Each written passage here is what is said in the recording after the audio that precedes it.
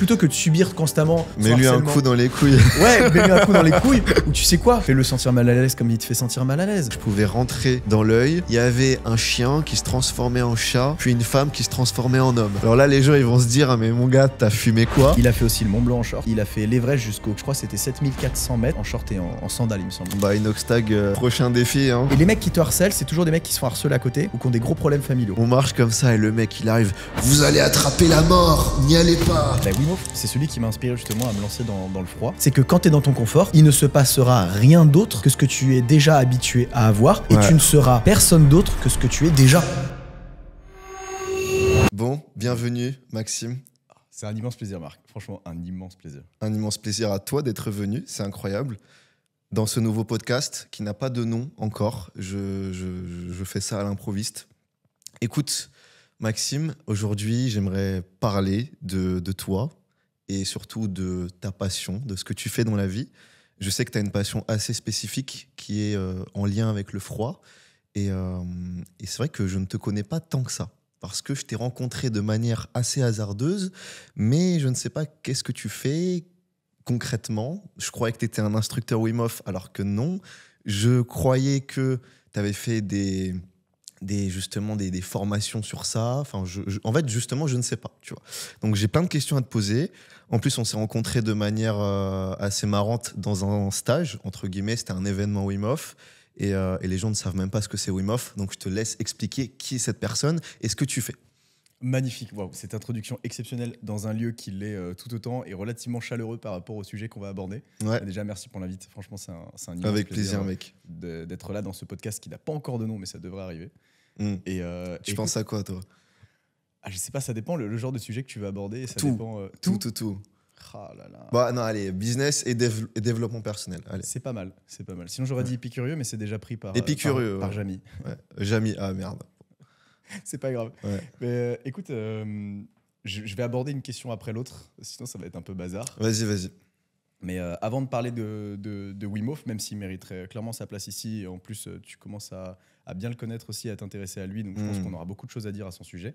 Globalement, moi je me considère comme une personne juste normale, qui n'a rien de plus exceptionnel que quelqu'un d'autre, sauf qu'à un moment de ma vie, j'ai compris quelque chose, c'est qu'on souffrait plus aujourd'hui, en Occident en tout cas, de l'excès de confort que son inverse. Okay. Et cet excès de confort, en fait, il est responsable d'énormément, voire je dirais même une grande partie, voire la totalité des problèmes qu'on a dans notre vie et surtout des problèmes liés à notre santé.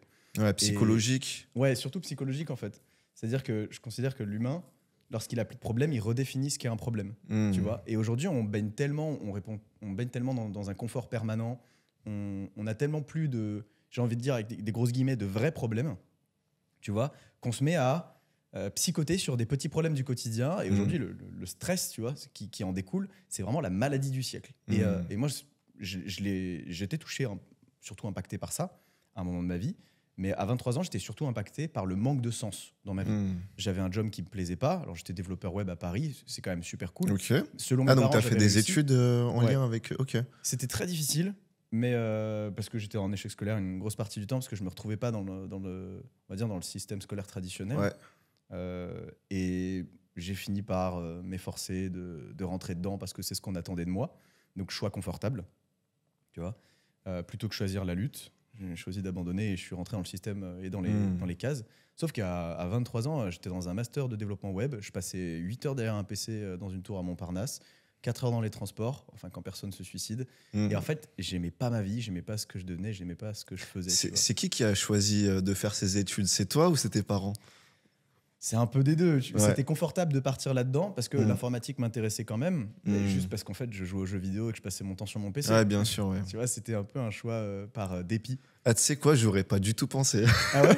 Mais forcément, je te dis, comme je te connais pas vraiment, on a vraiment discuté 10 minutes de choses sérieuses quand on était à l'événement. Sinon, on s'est appelé quelques fois, mais je te connais pas, je sais pas ce que tu as fait.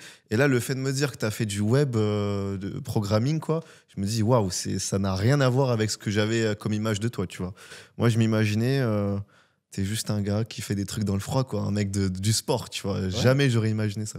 Mais ça, et ça, c'est la deuxième partie de ma vie, tu vois. Mais avant, il y avait cette situation initiale. Tu sais, dans une histoire, il y a toujours bien sûr, la situation initiale, hop, élément déclencheur, puis les péripéties, l'élément perturbateur, tout ça. Ben, l'élément perturbateur à ce moment-là, c'était le manque de sens dans ma vie, tu vois. Et il y a eu le confinement, donc c'est bien, ça a laissé de l'espace à la réflexion, là où je n'ai pas essayé de le combler avec des jeux vidéo, à boire chez moi ou à passer mon temps à, bref, esquiver ce temps en plus. J'en ai profité pour essayer de faire un travail sur moi.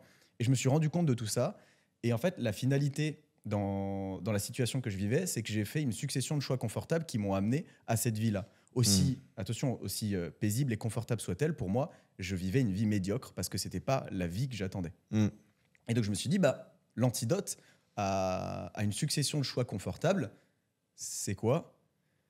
C'est l'inconfort. L'inverse. Ouais, c'est l'inverse. Du coup, c'est de cultiver des choix inconfortables. Je me suis dit, OK, qu'est-ce qui peut être le plus inconfortable pour moi ? J'ai commencé à chercher, et ni une ni deux, moi je pense qu'il n'y a pas de hasard dans la vie. Je me dirais, si t'es d'accord avec ça, il n'y a que des rendez-vous. Je suis tombé sur une vidéo de Wim Hof. Alors, j'en avais déjà entendu parler, mais quand j'avais entendu parler de lui, c'était, il avait une méthode par la méditation, il te permettait d'être plus résistant au froid. J'ai entendu ça quand j'avais peut-être une douzaine d'années. Je me suis dit, mais non, en fait, c'est pas possible, tu vois. Genre, dans mon spectre de croyances, tu peux pas être plus résistant au froid en méditant ou en respirant. Attends, t'as entendu parler de Wim Hof il y a une douzaine d'années ? Non, quand j'avais une douzaine d'années, c'est vraiment il y a longtemps, sauf que je croyais pas. Mais t'étais jeune, en fait. J'étais jeune, mais en fait, pour moi, c'était impossible. Je l'ai mis dans un coin, et je me suis dit, ça, j'y crois pas, tu vois. Trop sceptique. Tu sais, tout ce qui est un peu holistique et tout ça, l'aspect complémentaire à la santé, comme on l'a traditionnellement en Europe, surtout en France, plutôt. Et j'y croyais pas du tout, mec. Mais sauf que là, l'heure n'était plus au scepticisme. Je me suis dit, vas-y, ce mec-là, il prend des douches froides. C'est quoi, je vais essayer. Et je m'en souviens encore, c'était la pire expérience de ma vie. C'était une catastrophe. Je sais pas, toi, la première douche froide, comment elle était pour toi ? Bah après, tu sais, moi, je suis arménien-russe, donc tout ce qui est froid, ça va, quoi. On aime bien. Mais c'est vrai que c'était compliqué. Hein. En plus, je prenais des douches froides, mais qui n'étaient pas si froides que ça, parce que chez moi, t'as une limite, tu sais, tu peux pas faire trop froid. Donc je savais jamais ce que c'était le vrai froid. Tu sais, c'est quoi en fait le vrai froid ? C'est quoi ? C'est 3 degrés, 4 degrés, on va dire. Ça, c'est qu'il y a énormément de gens qui se posent la question. Je pense qu'il serait temps d'éclaircir un peu le. Ouais, bah voilà, la question elle est parfaite. Parce que moi je sais pas c'est quoi le vrai froid. Ou vraiment là t'as les vrais, comment dire, les avantages quoi, du froid que c'est censé te procurer quoi. C'est combien de degrés ? Ouais, bah si tu veux, écoute, je dérive là-dessus parce que c'est hyper intéressant. Déjà, le mitigeur, c'est pas un indicateur fiable. Parce que tu sais, ton mitigeur, quand tu vois, il est affiché 30 ou 20 degrés, mais en fait, c'est en fonction de la température qui sort de ton ballon ou qui sort de tes tuyaux. Donc, c'est indépendamment de ta volonté et surtout, c'est dépendant de l'environnement. Si tu es en ville, généralement, c'est vrai que 18 degrés, c'est un peu le minimum que tu peux avoir. Quand tu es à la campagne ou à la montagne, en tout cas, quand les habitations sont très éloignées, tu n'as pas ce qu'on appelle de dissipation de chaleur dans les sols. D'accord. Donc, les foyers, tu sais, il se dégage beaucoup de chaleur dans les sols et ça réchauffe les tuyaux. Genre, c'est vraiment simple. Et quand tu es à la campagne, un peu paumé, quoi, tu vois, ou à la montagne, ben là, tu peux profiter de la température qui passe dans les sols. Et généralement, ça se rapproche des 10 degrés. Maintenant, 10 degrés, ok. Donc maintenant, à peu près, dans les tuyaux. Et l'hiver, en fonction de l'hiver ou l'été, ça varie un peu. Mais physiologiquement, si on ne parle pas de la température qui sort de ta douche, le froid, ça va être ultra personnel. Les scientifiques ont essayé, et encore une fois, les études scientifiques au sujet du froid, le problème, c'est que c'est un domaine d'études relativement récent. Donc, à part faire des tests sur des souris, des tests un peu graveleux à l'époque où il n'y avait pas trop d'éthique scientifique et qu'on pouvait faire baigner des gens pendant 2 heures jusqu'à ce qu'ils tombent en hypothermie. On ne peut plus trop faire aujourd'hui, tu vois. J'imagine. On n'a que quelques informations et ça date des années 70 ou alors c'est disséqué sur des souris, notamment sur les études sur la graisse brune ou des choses comme ça, on pourra en reparler. Mais c'est peu fiable. Mais les souris, elles peuvent pas nous dire ce qu'elles ressentent. Exactement. Ça va être compliqué, on peut voir s'il y a le taux de graisse brune qui augmente ou pas, mais elles peuvent pas nous dire en fonction de leur ressenti. Par contre, ils se sont quand même mis plus ou moins d'accord sur le fait que 21 degrés, c'est à peu près la moyenne qui est considérée comme froid par le corps. Maintenant, il y a d'autres processus physiologiques qui se déclenchent beaucoup plus tard. En gros, plus c'est froid, plus le froid est extrême, plus tu as de réactions physiologiques qui opèrent. Ouais, c'est ça. Moi, je voulais savoir, c'est à combien de degrés que tu as le plus de réactions physiologiques et à quel moment, en fait, tu as vraiment les avantages, quoi. Est-ce que c'est quoi ? Est-ce que des douches froides tous les jours, ça va ? Ou est-ce qu'il faut vraiment aller dans un bain glacé pour ressentir tous les avantages ? Et tu vois, ça va dépendre. C'est une excellente question et forcément qu'on pose bien trop souvent. Et je pense que parce que la question, la réponse plutôt est aussi complexe que la question. Et en soi, ça dépend déjà de toi. Genre, tu vas prendre quelqu'un qui vit dans les îles, tu vois, bien au chaud aux Caraïbes. tu le fais prendre déjà genre un bain à 30 degrés, ou moins que ça, tu vois, possiblement. Pour lui, ce sera déjà glacé. Ok. Potentiellement. Pour quelqu'un comme toi, peut-être qui a des atouts, on va dire, génétiques, Ouais. ça va être plus facile. Pour moi, à 25 degrés, c'était déjà glacé, mec. Ok, sous la douche. d'accord. Ouais. Et ensuite, ça va aussi dépendre de ton adaptabilité. Si tu as travaillé déjà dans le froid, bah, tu vas devoir aller plus loin. C'est exactement comme poser la même question de Maxime, c'est quoi la meilleure charge possible au développé couché pour prendre du muscle? Mais mec, ça va dépendre de tellement de Ouais, paramètres. c'est vrai. Ouais, Ça va dépendre de ton niveau. Genre, si je te mets sous une. Je vais te dire, bah vas-y, 100 kilos. 100 kilos, c'est génial au développé couché. Ouais, Ouais, si ça tu va le être testes compliqué. pour la première Ouais. fois, tu vas crouler sous la barre. Ouais, ouais, Si je bien te sûr. dis un bain à 4 degrés pendant 2 minutes, nickel. T'as jamais pris de douche froide. Mec, tu vas péter ton crâne. Ouais, c'est vrai, c'est vrai. Ouais, donc c'est comme de la musculation en fait, la douche froide. En fait, c'est la douche froide, mais des vaisseaux sanguins, quoi, en gros. Exactement. La musculation des vaisseaux sanguins, quoi. Ok. Ouais, ça, c'est marrant. on aura le temps d'en parler, je pense. Ouais. Mais hormis effectivement le travail sur la circulation sanguine, il y a tellement d'autres aspects physiologiques que l'exposition au froid, ou Ouais. on pourrait dire de manière générale, l'entraînement au stress environnemental. Tu sais, aujourd'hui, on est un peu coupé de tout ça. Genre, on vit dans une dynamique de température qui est relativement faible, en fait. Genre, dès qu'on a chaud, on met la clim, dès qu'on a froid, on met le chauffage. Donc, on tape jamais vraiment dans les extrêmes. Et notre système cardiovasculaire, donc en gros, tous nos vaisseaux sanguins qui nous composent et le cœur, et ben, en fait, il se muscle en fonction justement de cette dynamique chaud-froid. Et si tu restes toujours à une température moyenne, en Occident, c'est plutôt 20 degrés, tu vois, ben, en fait, le système cardiovasculaire, il s'affaiblit. Il bosse pas. Du coup, il devient quoi? Il devient flemmard. Ouais. Exactement comme tes muscles. Il y a une règle simple en biologie, c'est que tout ce que tu n'utilises pas Meurt. disparaît ou rétrécit et finit par mourir. Ouais. Je suis tout à fait d'accord. Ok. Tout comme des gènes qu'on n'utilise plus aujourd'hui. Tu sais qu'on a toujours d'ailleurs... J'avais appris ça dernièrement, on a toujours le gène de l'hibernation. Comme on s'en sert plus, il est désactivé. Le gène de l'hibernation, Ouais. c'est quoi ça? Comme il y a une partie des mammifères qui hibernent, genre Ouais. les ours par exemple. Ouais. Et tu sais que nous, on l'a ce gène techniquement, mais ça fait tellement longtemps qu'on l'a pas utilisé. Il est encore là, Ah, ça veut mais dire il est désactivé. techniquement, on pourrait hiberner. Et mais tu sais qu'il y a des scientifiques qui bossent justement à essayer de réactiver ce gène pour nous faire hiberner. Enfin bref. Mais attends, mais ça veut dire que si je veux, enfin, si on arrive à le réactiver, je pourrais hiberner pendant 1 mois. Potentiellement, par tu exemple. pourrais hiberner. Ça veut dire que tu vas prendre en fonction de la période de l'année. Ouais. Et tu vois, ça c'est dépendant aussi des cycles dans la nature. Comment Ouais. c'est vachement coupé de ça. Parce que dès qu'on a froid, on utilise des solutions externes pour se réchauffer. Le corps, il est plus habitué à tout ça. Pareil pour l'exposition au soleil, tu sais, quand tu es 8 heures dans un bureau, tu vois plus le soleil et ton rythme circadien, il est flingué. Ouais. Tu vois. Mais pareil, enfin bref, si on arrivait du coup à se rapprocher un peu de la nature, à réactiver le gène, techniquement, tu prendrais un peu de gras avant l'hiver, hop, et tu passerais 2-3 mois en train de dormir. Genre, sans tu rien dors. En fait, tu t'imposes un sommeil de plusieurs journées pour Ouais. hiberner, quoi. T'auras des réveils. Ouais. Visiblement, la plupart des mammifères qui hibernent, ils ont quand même des petits réveils. Il y en a Ouais, même qui d'accord. se nourrissent Ok. parce qu'ils font des stocks de nourriture. Bien sûr. Mais globalement, comme en hiver, ils n'ont plus de nourriture, ils n'ont plus rien, ils préfèrent stocker du gras, dormir pendant quelques mois, et dès que le printemps arrive, ils sortent. Techniquement, Mais on pourrait- comment ça se fait qu'on n'a jamais entendu parler d'humains qui hibernent? Parce que ça fait trop longtemps qu'on n'a plus hiberné, je pense. Ouais. Tout comme ça fait bien trop longtemps qu'on n'est plus vraiment exposé à un froid extrême. Quoique, je veux dire, le problème du froid, on l'a résolu honnêtement en moins de 70 ans. Là. Tu sais que dans les années 50, la douche froide, c'était. Enfin, la douche Ouais, chaude, c'était la pardon, norme. ça a pas, la douche froide, c'était la norme. La norme, exactement. ouais. Ou alors, la douche chaude était réservée à une élite, on va Ouais. dire. Tu vois. Mais la douche chaude s'installait dans les foyers dans les années 50, 60, 70 grand max. À Donc, en fait, partir c'est de un ce confort qui est moment-là, on est relativement devenu récent. faible, quoi. Exactement. En Ouais. gros, on tend à s'affaiblir parce qu'on est plus exposé à ces sources d'inconfort. D'accord. Mais moi, je suis sûr que tu peux trouver des tribus, pas forcément en Afrique, parce que du coup, eux, ils sont dans la chaleur, mais imagine, tu trouves des tribus. Tu penses qu'en Islande, il y a des tribus? Je sais pas, mec. Ouais. Mais Mais je sais pas, t'imagines, tu Vas-y. trouves une tribu dans une île, mais où c'est froid, tu vois, et je sais pas, t'essaies d'analyser leur cerveau, leur gène. Je suis sûr que tu peux trouver ce gène de l'hibernation, là. tu vas kiffer. Hibernation, je sais pas. Mais par contre, sur la base qu'on a des gènes qui sont un peu endormis, Ouais. par ce qu'on appelle l'épigénétique, Ouais. c'est l'expression des gènes de notre vivant. En gros, tu D'accord. as des gènes qui sont plus ou moins endormis. Ouais. Et le fait d'aller les travailler, les réveiller, Ouais, les de par stimuler. ton Ouais. vivant, les stimuler, en fait, ça les réactive. En gros, et du coup, tu peux transmettre une partie de ta génétique, mais aussi de ton épigénétique. Et le fait d'aller retravailler, et c'est ça qui est intéressant, techniquement, le gène du froid, il n'y en a pas vraiment un. Il y en a plusieurs, en fait. Et d'ailleurs, Ok. je serais curieux de savoir que les études que tu m'as demandées, elles sont déjà faites Ok. par rapport aux peuples qui vivent dans le froid. D'accord. Mais pas par rapport à l'hibernation, mais par rapport à l'adaptabilité Ouais. au stress environnemental extrême, notamment lié au froid. Il y a beaucoup d'études scientifiques sur les Inuits Et alors tu serais surpris, mais en Afrique du Sud, il fait aussi très très froid sur certaines périodes. Ah bon? Et tu as Ok. des peuples du coup qui sont hyper adaptés justement à la température froide. D'accord. En Australie aussi. Finalement, je savais pas, mais j'ai une cliente à un moment qui était en Australie, Ouais. à Melbourne, et en fait l'hiver c'est glacial. Mec. Ah ouais, Ouais, ok. je savais pas non plus, mais du coup maintenant, et en fait il y a des études scientifiques qui ont observé que les phénomènes d'adaptation au froid ils sont différents en fonction de où tu te trouves sur le globe. Les Hmm. Inuits par exemple, ils ont ce qu'on appelle une vasoconstriction.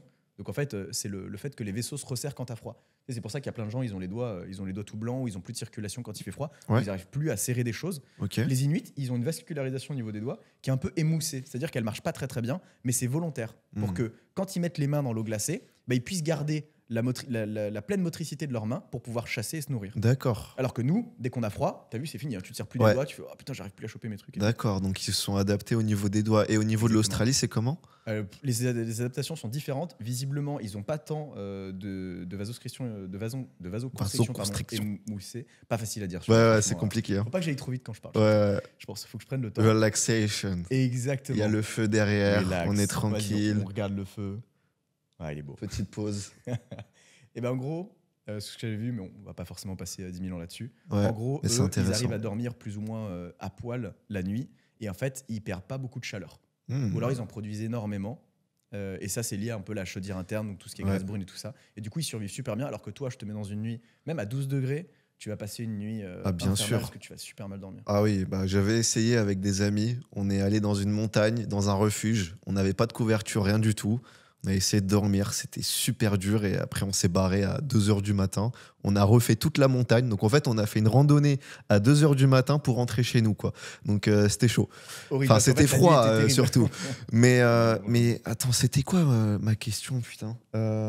De base, c'était qu'est-ce qui est vraiment froid. Et au début, c'était qui est Wim Hof. Ouais, d'accord. Ouais, bah du coup, qui est Wim Hof? Qui est Wim Hof. Explique qui est Wim Il y a tellement de Hof. choses à dire sur cet homme. Je vais pas retracer forcément son histoire. et Pas puis je me connais forcément, un peu mais juste aussi. créer un lien entre toi et lui, du coup. Ouais, bah Wim Hof, c'est celui qui m'a inspiré justement à me lancer dans le froid. Ouais. Au moment où je t'ai dit j'avais cette perte de sens dans ma vie. Puis finalement, je me suis rendu compte que la santé ne suivait pas non plus en fait. Pas aussi bien que ce que je pensais. Quand je vois la santé que j'ai aujourd'hui liée au froid. Je pourrais parler après si tu veux des bienfaits. Ouais, bien On sûr. pourra en parler Bah là-dessus. oui, oui, oui. Mais en gros, Wim Hof, c'est un mec qui a découvert le froid vers 17 ans. Et en fait, il s'est servi du froid comme, on va dire, une forme de rédemption et de force qui l'a aidé à dépasser un événement qui était assez tragique dans sa vie, le suicide de sa femme. Et en fait, il avait Olaya. 3 enfants. Ouais. Je ne savais même plus tu vois, le nom de sa femme, mais Ouais. très bien que tu l'amènes. Et en fait, autour de ça, déjà, lui, ça l'a sauvé. Et ensuite, il en a développé une méthode qui porte son nom, donc la méthode Wim Hof, qui est basée sur 3 piliers. L'exposition au froid, donc au stress environnemental extrême par le froid, la respiration et le mental. Obligé, il faut que ça suive.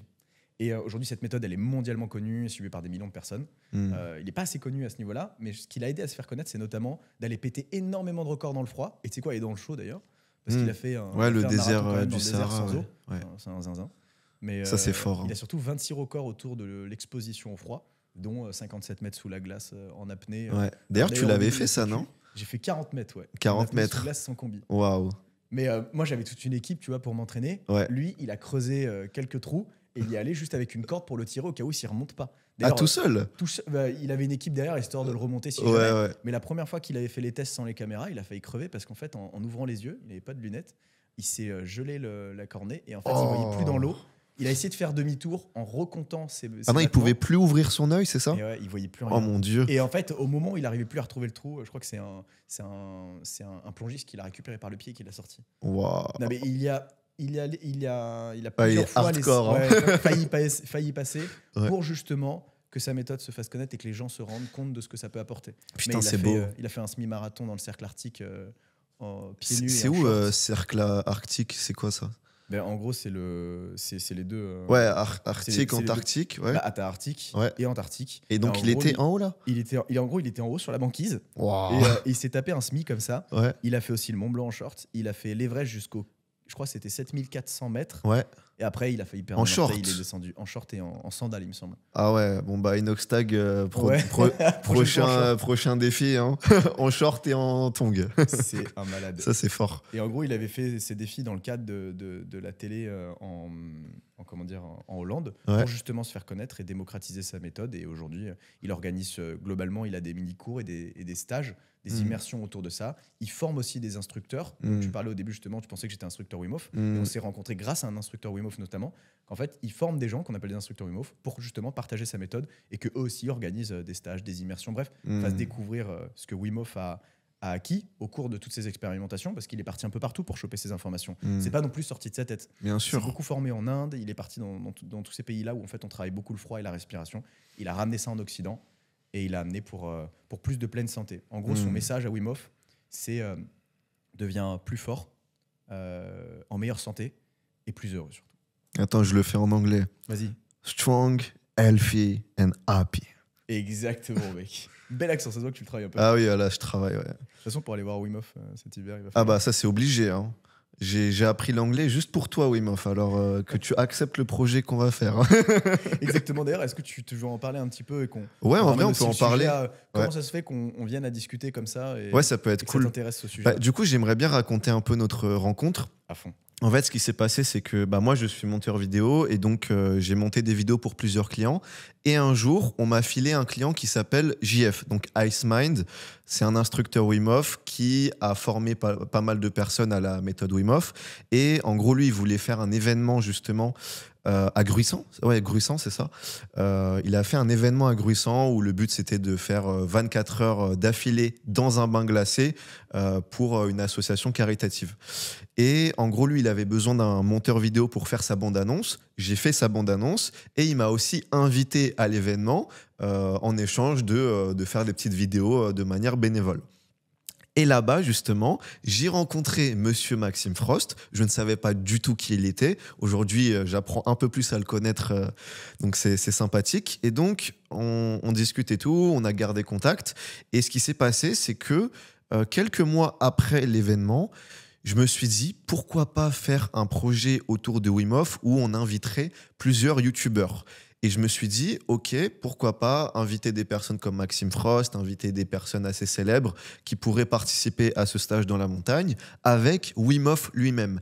Et donc, j'ai mis ce plan de côté pendant plusieurs mois. Et ensuite, là, il faut savoir que récemment, je suis parti vivre en Andorre.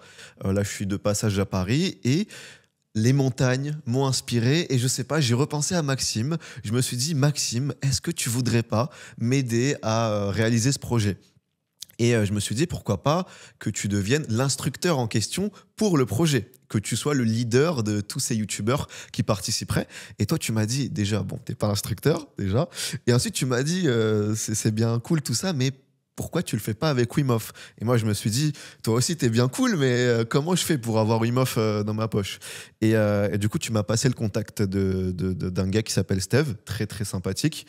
Et Steve, justement, aujourd'hui, on est en contact pour mettre en place ce projet. Là, on est dans le processus, on est en train de travailler dessus. Et le but, concrètement, c'est d'inviter plein de youtubeurs, bon, pas trop non plus, on va dire entre 7 et 15 youtubeurs dans la sphère du développement personnel pour qu'il y ait quand même un lien avec leur chaîne YouTube. Aussi le côté un peu business pour que ce soit un peu, on va dire, la consécration de tout ce que les youtubeurs disent au sujet du développement personnel, c'est-à-dire se dépasser, supprimer toutes ces croyances limitantes. Donc, une croyance limitante, c'est qu'on ne peut pas être dans le froid, on ne peut pas rester si longtemps dans le froid alors que c'est possible. Donc, actuellement, on est sur le projet. Ça va avancer, ça va le faire. Moi, je vous le dis, ça va être réalisé. Un jour, on va être avec Wim Hof. D'ailleurs, il y aura la chaîne de Wim Hof en description pour que vous voyez un peu qui est le personnage. Et puis voilà, est-ce que j'ai loupé un truc Je pense Non, que tu n'as rien omis d'important. je crois que c'est ça, ouais. Le projet, Ouais. projet suit son cours. On attend la réponse. On voit la vidéo, on attend la réponse de Wim. Ouais, c'est ça. Donc, en gros, là, actuellement, en fait, moi, j'ai deux phases. C'est-à-dire que la première phase, c'était d'avoir des youtubeurs. Là, j'ai la majorité des youtubeurs que je voulais. Et la deuxième phase, c'est de contacter Wim Hof avec une vidéo, justement, où on va lui expliquer de A à Z le projet. Et le but, c'est qu'on lui donne envie de faire ce projet et qu'on organise ça en janvier-février 2025, quoi. Donc, voilà. Magnifique. Magnifique. Trop hâte. Je pense que le froid a besoin d'être démocratisé en France. Et Bien Limov, sûr. c'est quand même un Ouais. porte-parole absolument gigantesque. Il a une aura surpuissante et une capacité à convaincre qui est exceptionnelle. Il m'inspire énormément et je ne prétends pas avoir, surtout en France, je me suis confronté à une chose, c'est que tu vois, tu as cité les croyances limitantes et beaucoup de gens en France en ont. Je dirais que déjà les Français de base ils sont frileux, mais pas uniquement dans le sens glacial du terme, mais ils sont frileux à toutes nouvelles idées, tu vois. Ouais, Il faut toujours une exactement. confrontation, un choc ou un chaos pour pouvoir les faire changer d'avis. Et moi quand je parlais du froid, les gens me disaient mais t'es fou, tu vas attraper froid, tu vas faire un choc thermique, tu vas mourir, emmène pas des gens en nature comme ça dans le froid, tu vas les tuer. Un jour, avec Vas-y. un pote, on est parti dans un parc pour aller se baigner dans un lac. Et il y a des gars comme ça, ils nous regardent. Tu sais, on était en short, hein. En short. On marche comme ça et le mec, il arrive. Vous allez attraper la mort, n'y allez pas. Non, on était mort de rire parce que on n'avait jamais entendu cette expression attraper la mort. Tu sais, t'as attrapé froid, Ouais. mais là, c'est attraper la mort carrément. Donc, Littéralement. comme quoi, on associe tellement le froid à la mort, alors que justement, c'est le froid qui te rend le plus vivant. Tu vois, c'est tellement paradoxal. C'est vrai, et pourtant, c'est très récent en soi. Je comprends que ce soit encore ancré dans les Ouais, croyances c'est populaires, normal. parce que tu regardes 100 ans en arrière, les gens principalement, ils mouraient de quoi? De faim, de carence, de maladie ou de froid, mec. Ouais, Mort c'est de vrai. froid, tout le temps. Et aujourd'hui, on a tellement justement, c'est ça qui est hyper drôle, c'est quand même, on se sent privilégié en Occident, de dire qu'on a tellement de confort qu'on va aller le simuler grâce à l'exposition au froid, par exemple. Il y en a qui font du jeûne, il y en a qui font du sport, il y en a qui font plein de choses. C'est tout aussi bien, c'est des solutions qui sont tout aussi, comment dire, intéressantes à aller développer, et juste parce que justement on subit trop de confort. Tu t'imagines, c'est quand même monstrueux. Et donc ce blocage lié aux croyances populaires, faut le dépasser. Et pour ça, il faut partager ses idées, il faut montrer que ça marche, il faut montrer que les gens ont des résultats. Et quand je suis arrivé quand j'ai commencé à créer du contenu autour de tout ça, parce que je me suis rendu compte de l'impact que ça avait dans ma vie. Ça n'a pas pris tout de suite. J'avais énormément justement de sceptiques au début. Puis à un moment, j'ai quand même réussi à réunir une communauté de plus de 180 000 personnes. Ce qui fait qu'aujourd'hui, j'ai 180 000, c'est sur un peu tout réseau confondu. Ouais, ok. De manière générale. Tu fais quoi? Insta, TikTok, YouTube? Exactement, principalement. Facebook. Sur Insta, t'en as ça 100 000. marche Ouais, Facebook, c'est sûr que tu vas toucher que les boomers. Hein. Je Ça va n'osais être pas le dire, compliqué. mec, mais vas-y, t'as mis les mains dedans. Ah non, mais on Les peut tout boomers, ils dire, sont un peu hein, chiants. dis ce que tu veux ici. Mais ouais, en vrai 100 000 sur Instagram, c'est bien. Hein. Mais moi, j'ai Je été m'en rends pas étonné. compte. Je m'en rends pas Franchement, compte. c'est super bien 100 000. Hein.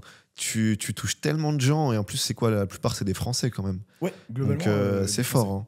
Hein. Sur 100 000 personnes, tu peux faire des trucs incroyables. Et justement, on veut faire des choses qui sont, même je dirais, croyables, tu vois, on en est le 1 parce que finalement, on en est tous capables. C'est le message aussi que j'essaie de partager, c'est que les gens se disent, oh, mais moi, juste une douche froide, je fais pas, tu vois. Et c'est justement parce que tu es dans cette démarche-là, ou cet état d'esprit de se dire, ah, ben non, moi, je fais pas, je vais attraper la mort ou un truc comme ça, tu vois.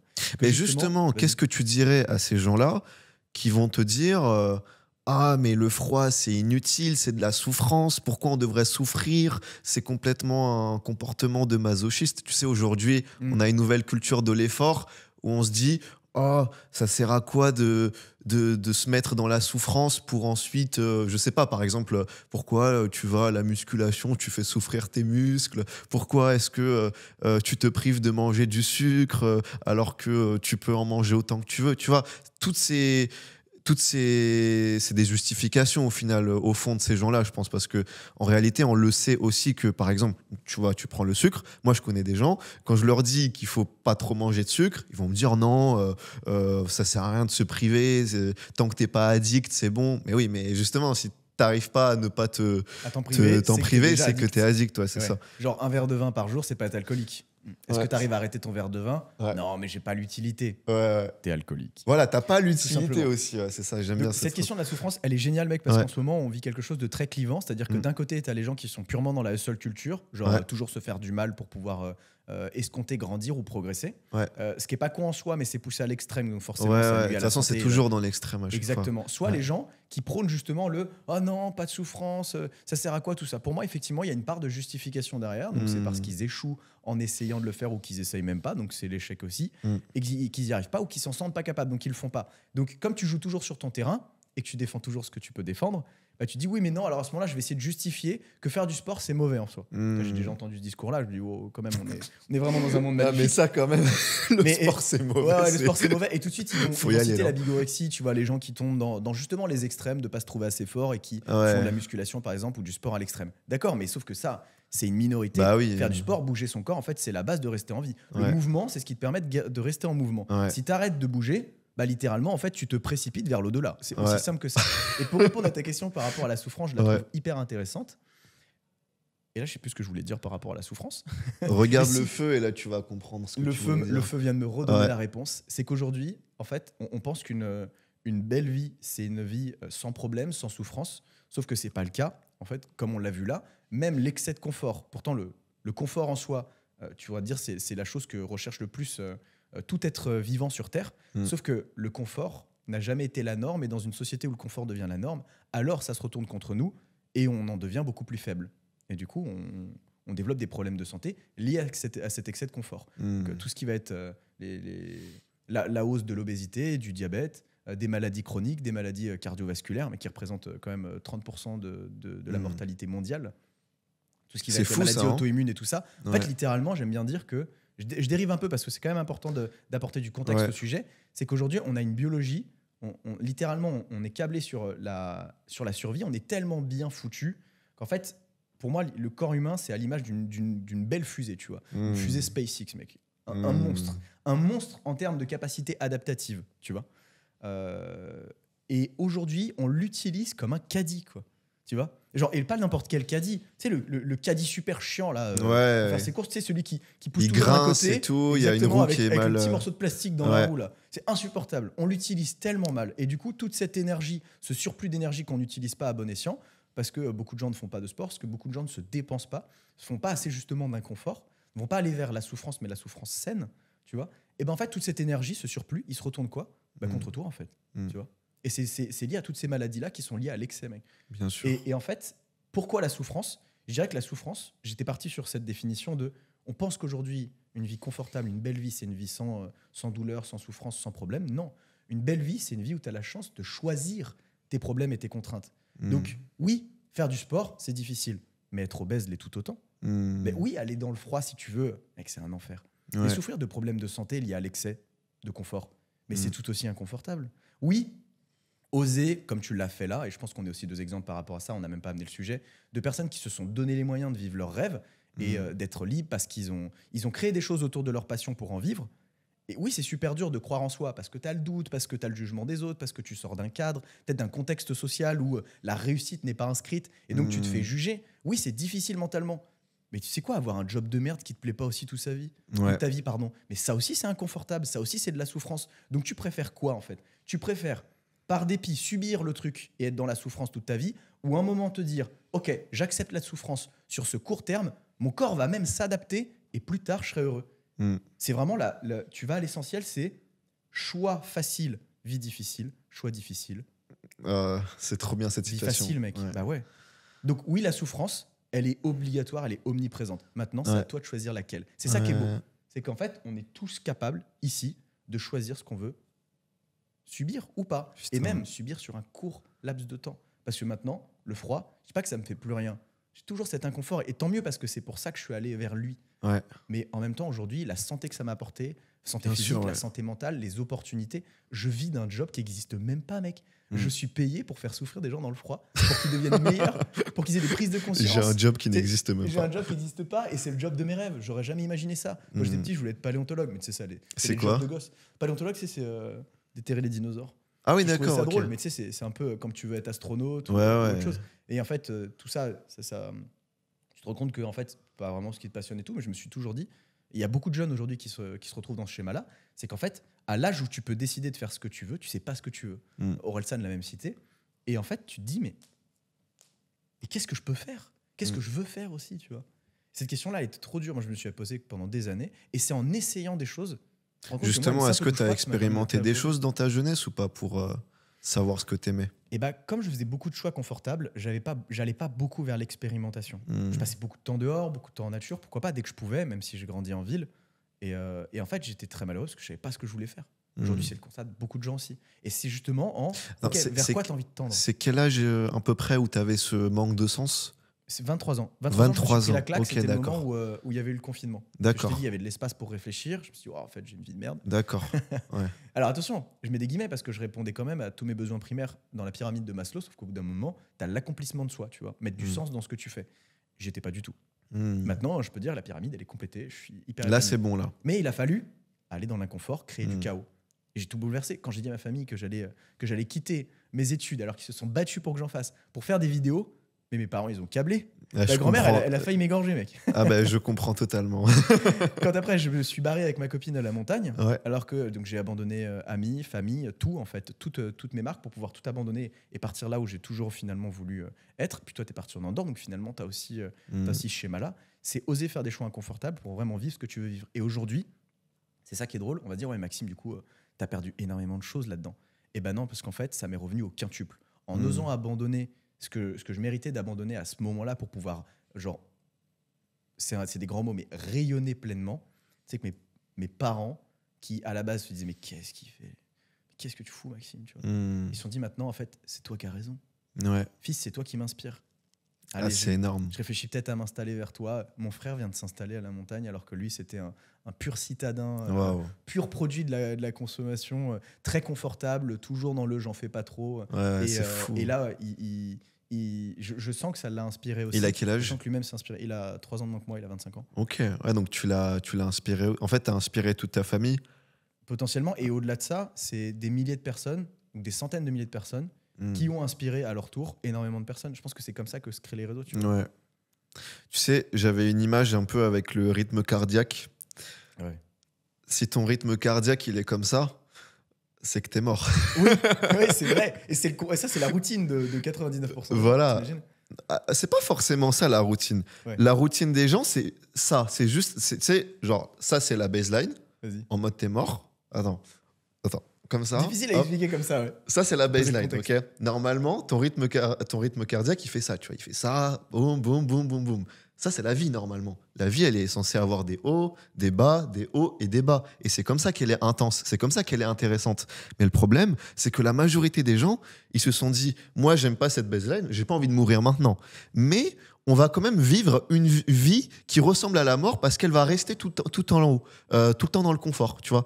Comme ça, comme ça, comme ça. Mais en fait, les gens qui vivent dans le confort tout le temps, bah, ils ont envie de redescendre parce que bah, normalement, la vie, elle est comme ça, tu vois.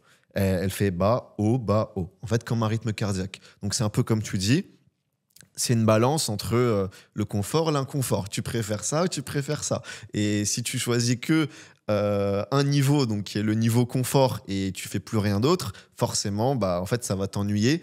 Et comme c'est pas naturel, bah, en fait, tu vas avoir des souffrances, quoi. Donc, ouais, tu sais, la dernière fois, on avait fait un autre podcast juste dans ce studio-là, dans ce set. Et on avait dit qu'on était le yin et le yang parce que, en fait, on était tous les deux, tu sais, dans le monde entrepreneurial, mais on avait deux mentalités différentes. Et c'est ça, en fait, c'est tout le temps. Curiosité. C'était un élève de ma formation. Excellent. Ouais. Qu'est-ce En qui gros, divergeait en fonction en fait, par rapport lui, à il votre me vision disait de la vie ? que pour lui, le plus important, c'était le statut. Et moi, c'était l'argent. Ok. Par exemple, lui, il préfère que tout le monde le connaisse pour ce qu'il est, pour ce qu'il a fait. Par exemple, je sais pas, imagine, c'est un enseignant, tu vois, de prestige. Il a envie d'être connu comme ça. Alors que moi, pas forcément. Moi, ce qui m'intéresse le plus, c'est l'argent, tu vois. Donc, ouais, ça, c'est marrant. Et là, c'est pareil avec c'est le yin et le yang, tu vois. Et là, c'est pareil avec le confort et l'inconfort. On doit réussir à avoir une bonne balance entre les deux. Parce que, comme on le sait, toujours l'extrême, que ce soit de l'extrême, entre guillemets, de sport, ça va pas être bon. De l'extrême de cigarette, ça va pas être bon non plus, quoi. Donc, ouais. Comment en plus, de ce que je sais, tu as expérimenté le froid, c'était assez comment dire, impromptu. De la manière dont c'est arrivé dans ta vie, tu vois, tu as eu cet événement avec JF. Ensuite, tu as fait une immersion chez lui. Alors en plus, pour y aller, il me semble que tu es parti quand même à pied avec ton sac à dos pour te rendre dans les Pyrénées pour faire un stage avec lui. Ouais, exactement. Et donc, c'est allé super vite. Comment tu l'as... Mais en fait... ouais. Vas-y. Non, Quel impact ça a eu vas-y. sur ta vie? Parce que c'était quand même assez rapide. Ouais. Et comment en fait tu le vois aujourd'hui, toi, pour te développer ou t'apporter au quotidien? Ouais. Moi, j'ai commencé le montage vidéo en tant que freelance en avril 2023. Et c'est à partir de là que toute ma vie a été bouleversée. Mais littéralement, hein, vraiment, toute ma vie a changé parce qu'au bout de 3 mois, j'avais déjà tous mes clients principaux. Je gagnais de l'argent avec. Je pouvais vivre du montage vidéo. Et au bout de 3 mois, je commence à faire un tournage chez Yomi Denzel. Donc ça m'a bouleversé. J'étais en mode, attends, je suis personne et je suis là en train de faire un tournage dans la villa de Yomi Denzel. Après quelques mois, je fais un montage pour Icemind, donc JF, celui qui a organisé l'événement dans le froid, quoi. Lui, c'était un peu... C'est pas un rêve non plus, mais je veux dire, je le regardais sur YouTube, j'étais super intéressé par la méthode Wim Hof, tellement intéressé que j'en ai fait une vidéo sur YouTube où je racontais l'histoire de Wim Hof, et quelques mois après, on me dit Marc, si tu veux, je t'invite à mon événement 24 heures sous la glace, tu vois, enfin dans la glace, et j'accepte le projet direct, j'y vais avec un ami, donc ça, c'était pas encore le truc à Grenoble, ça, c'était à Gruissant, donc on a fait cet événement, je t'ai rencontré, j'ai rencontré plein de gens, j'ai trouvé ça incroyable. J'avais entre guillemets réalisé un de mes rêves parce que c'était quand même un rêve de faire ce genre d'expérience. En plus, tu sais, je comptais payer pour faire un stage et tout. Et au final, non, parce que encore une fois, quelques mois après, JF, donc merci encore à JF pour m'avoir invité. Il m'a proposé de venir dans un vrai stage Wim Hof, donc c'est-à-dire 3-4 jours dans la montagne, dans un chalet. On était 30 personnes. Et en gros, tu t'immerges dans le froid, tu fais des expéditions en short, tu fais des techniques de respiration pendant des heures. D'ailleurs, on avait respiré pendant 45 minutes d'affilée. Donc la technique de respiration de Wim Hof. Et on avait commencé, enfin en tout cas moi, j'avais commencé à avoir des hallucinations. Donc à un moment, je voyais un œil. Il y avait des dégradés de bleu à l'intérieur. Je pouvais rentrer dans l'œil. Et ensuite, il y avait un chien qui se transformait en chat, puis une femme qui se transformait en homme. Alors là, les gens, ils vont se dire « Ah mais mon gars, t'as fumé quoi ?» J'ai juste respiré de l'air avec une technique qui date depuis des millénaires, d'après les Indiens, etc. Donc ouais, ça, c'était vraiment fort. Et c'est vrai que pour arriver à ce stage, donc c'était dans un chalet à Grenoble, je suis arrivé à la gare. Déjà, il faut savoir que dans le train, j'ai rencontré des gens. Donc, j'étais déjà dans un mood de voilà, vas-y, je vais rencontrer des gens, je vais parler à des gens que je connais pas. Ça s'est super bien passé. Et ensuite, dès que je suis arrivé à la gare de Grenoble, vraiment sur un coup de tête, hein, je me suis dit, tu sais quoi, je vais aller marcher jusqu'au haut de la montagne. Et là, je me suis dit, ok, c'est peut-être possible, mais si c'est pas possible, au pire, je trouverai une autre solution.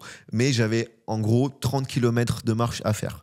Je commence à faire des stories sur Instagram en mode, regardez le trajet. Est-ce que vous pensez que je vais être capable de faire ce trajet en marchant ? J'avais une valise, mon sac, des bottes que je venais d'acheter. Du coup, c'était pas du tout confortable.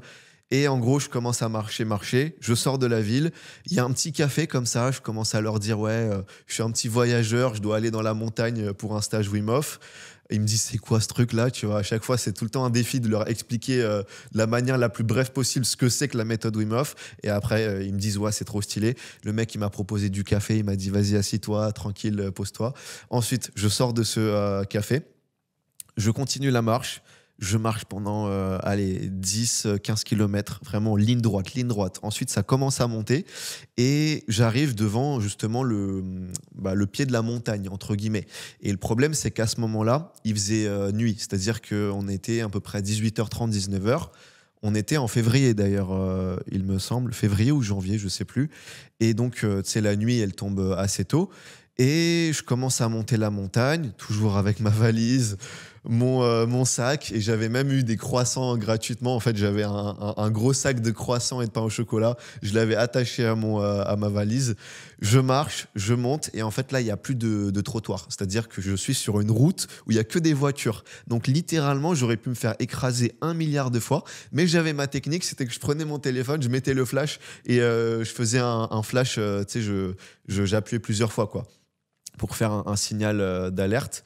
Et comme ça, les gens ils me voyaient. Donc, je marchais. Et à un moment, très marrant parce que j'arrive devant une poubelle. Et devant cette poubelle, il y a une voiture aussi qui arrive. Et il y a un gars comme ça, avec une poubelle. Je lui dis bonjour, vous allez bien et tout. Et lui aussi, tu sais, il me pose la question en mode, qu'est-ce que tu fous là à 19h, 20h avec une valise en haut d'une montagne? Je lui dis, je suis un aventurier et je vais jusqu'à un chalet pour faire un stage. Il me dit, ok, bah écoute, bon courage et tout. Et en fait, ce gars, il est assez. Enfin, il y a un grand lien avec ce qui va se passer après parce que je continue à monter cette montagne et il y a une maison devant moi et je me suis dit, je vais aller toquer à cette maison parce que je n'avais plus d'eau et j'avais envie de remplir ma gourde. Du coup, je toque à la porte et là, il y a une fille qui m'ouvre la porte. Cette fille, en plus, elle était en peignoir et tout, c'était trop marrant. Et je sentais que. Enfin, elle était un peu choquée, mais en même temps, c'était super marrant comme situation parce que j'étais habillé tout en noir, mon bonnet, une valise, un sac à main, comme un sac à dos. Et elle me dit ouais, qu'est-ce que tu veux et tout. Je lui explique rapidement. Alors bonjour, salut. Je suis un aventurier. Je dois aller jusqu'à un chalet pour faire un stage Wim Hof et j'ai besoin d'eau parce que j'ai plus d'eau en fait. Et là, tu vois, on commence à discuter. Elle me dit ouais, c'est quoi. Elle était jeune, hein, elle avait le même âge que moi, 19 ans à ce moment-là. Donc on se comprenait bien, mais en même temps, elle comprenait pas, tu sais, parce qu'il y a un gros décalage entre ce que la plupart des gens font et ce que la plupart des jeunes font vraiment, tu vois. Moi, je suis un peu un mec qui fait des trucs hors de la norme, et ça j'adore.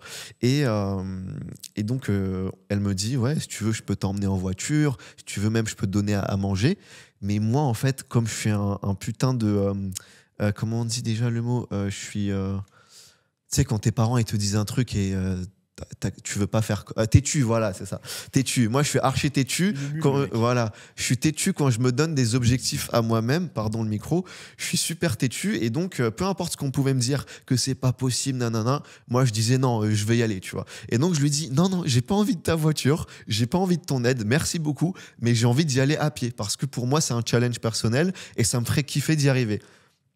Elle me dit ok, elle va me remplir ma gourde et ensuite ciao. Je lui dis au revoir et tout. Juste avant de partir, j'ai pris son Instagram, comme ça au moins au cas où. Hein, et j'ai très bien fait d'avoir pris son Insta. Je sais pas moi, au cas où. Et donc je lui dis au revoir et tout. Je lui dis au cas où si un jour on se revoit. Je lui ai dit ça au cas où. Et donc je commence à monter 10 minutes encore dans la montagne. Et là, il y a un gars comme ça en vélo. Il entre, tu sais, il est sur le point d'entrer chez lui. Il est un peu, tu sais, dans son parking et tout. Et il me regarde de loin comme ça. On a un eye contact et il me dit qu'est-ce que tu fais là, tu vois, qu'est-ce que tu fais là? Encore une fois, je suis avec ma valise dans la montagne, dans le noir, ça n'a aucun sens. Et je lui explique, écoutez monsieur, je suis un aventurier et je vais dans la montagne pour faire un stage Wim Hof, dans un chalet, des trucs d'immersion dans le froid et tout. Je leur dis ça à chaque fois. Et il me dit, écoute mon ami, là ton plan il est suicidaire. Je lui dis pourquoi?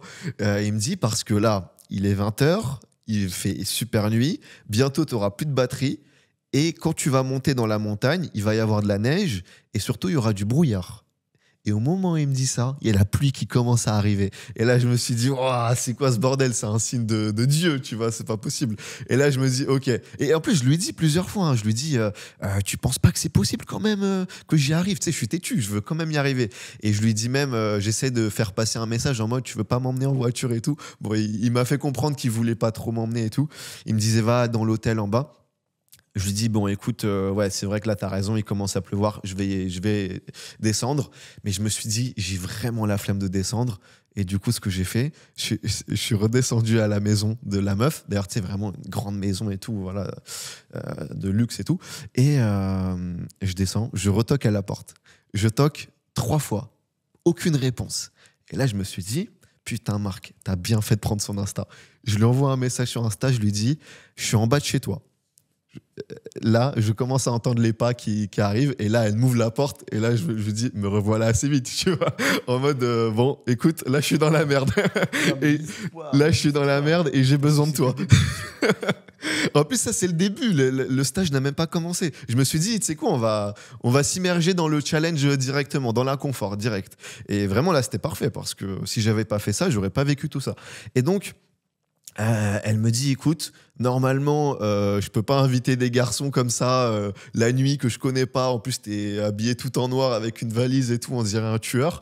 Je lui dis, écoute, il y a pas de souci. Par contre, elle me dit, il y a ma mère. Tu dois expliquer à ma mère pourquoi t'es là. Donc, la mère monte comme ça. Moi, j'arrive comme ça, grand sourire. D'ailleurs, je pense que j'avais de la chance quand même d'être qui je suis parce que pas tout le monde aurait pu réussir à rentrer, tu vois. Imagine, je sais pas, t'as 40 ans, tu fais la même chose, je pense que ça passe pas. Hein. Donc là, ça passait mieux d'être jeune et d'avoir un sourire, tout ça, voilà. D'être sympathique, tu vois, ça c'est super important d'ailleurs pour ce genre de challenge, d'être quand même un minimum bien habillé. Moi, j'étais pas bien habillé, mais on va dire que ma tête, elle passe bien. Donc ça va, ça a bien marché. Et donc là, il y a sa mère comme ça qui monte et j'arrive comme ça, je lui dis merci madame, vous me sauvez la vie, nanana, sans vous, je serais dehors en train de périr sous la pluie. Et là, elle commence à me dire, hey, tu sais quoi, vas-y, descends. Parce qu'en gros, il y avait 2 étages. Nous, on était au 2e étage déjà. En fait, tu descends et après, il y avait la grande table. Et elle m'a dit, tu sais quoi, on va te préparer à manger et tout. Elles m'ont préparé un lit et tout. Enfin bref, elles m'ont dit, ouais, si tu veux, tu peux aller prendre ta douche, nanana. Du coup, je mange, tranquille. J'ai super bien mangé. On a discuté pendant 1 heure. Franchement, discussion de ouf. J'ai super kiffé. C'était pas du tout prédestiné à arriver ce moment-là, mais je l'ai créé entre guillemets. Et ensuite, il y a JF qui m'appelle, Icemind, et il m'appelle, il me dit t'es où? Parce que le rendez-vous c'était pour 19h, 20h. Il était déjà 21h. Je lui dis, je vais dormir chez l'habitante là. Et il me dit, comment ça? Je lui dis, bah écoute, j'ai fait 30 km à pied, et là je dois dormir chez quelqu'un parce que bah, je peux pas venir en fait ce soir. Et là, tu sais, il était choqué, il était en mode what the fuck. Et donc, je lui dis peut-être que je vais pas venir, mais je vais essayer d'appeler Erwin. Erwin, c'est mon ami qui est venu avec moi, mais lui, il n'est pas venu en même temps que moi dans le trajet. Lui, il est arrivé en train.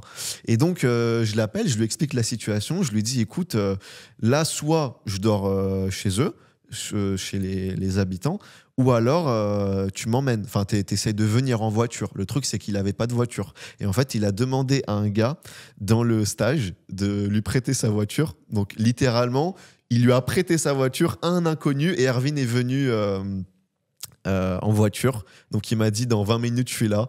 Il est descendu, il est venu, il m'a cherché et puis voilà quoi. Et du coup c'était une superbe soirée.